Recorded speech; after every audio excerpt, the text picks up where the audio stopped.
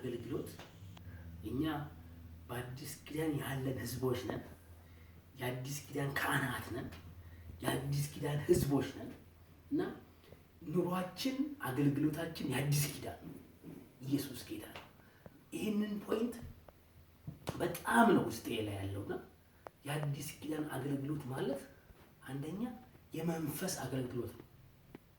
እዛ ሁለተኛ ቆሮንቶስ ላይ ሲናገር የመንፈስ አገልግሎት ማለት ነው። የአዲስ ኪዳን አገልግሎት ማለት የጽድቅ አገልግሎት ነው።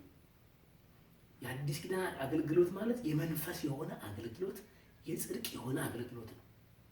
እንዲሁም ደግሞ የብሉይ ኪዳን ላይ ሲናገር የሞት የሆነ አገልግሎት ይነዋል። ስለ ሙት አገልግሎት ሲናገር አሁን እኛ በአዲስ ኪዳን ያለን ሰዎች የጽድቅ የሆነ አገልግሎት፣ የመንፈስ የሆነ አገልግሎትን ይህንን መለማመድ ነው ያለብን።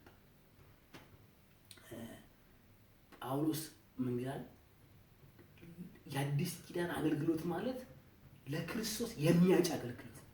ሰዎችን ለራሳችን አናደርግም፣ ለራሳችን አይደለም የምናጨው። ጳውሎስ ሰዎችን ለክርስቶስ አጫለሁ ይላል።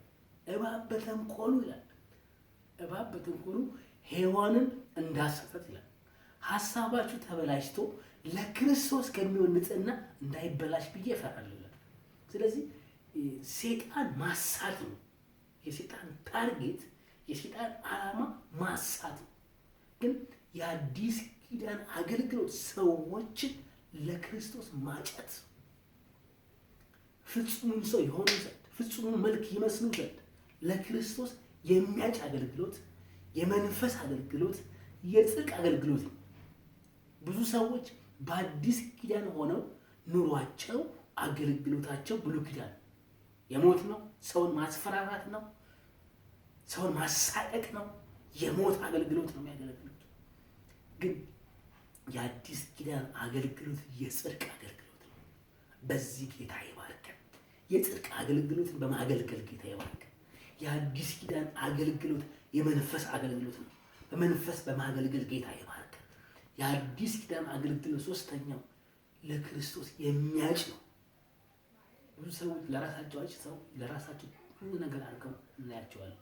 ኖ፣ የአዲስ ኪዳን አገልግሎት ሰዎችን ለክርስቶስ ማጨት ነው። በዚህ ጌታ ይባርከን። በእነዚህ 3 ፖይንቶች የጽድቅ አገልግሎት፣ የኮነኔ አገልግሎት የለኝም እኔ ማንንም የመኮነን ይሄ ብሉይ ኪዳናዊ ነው። የአዲስ ኪዳን አገልግሎት የጽድቅ አገልግሎት ነው። የአዲስ ኪዳን አገልግሎት የመንፈስ አገልግሎት ነው። የአዲስ ኪዳን አገልግሎት ሰዎችን ለክርስቶስ የሚያጭ አገልግሎት ነው። በዚህ ጌታ ይባርከን። ወዳችኋለሁ።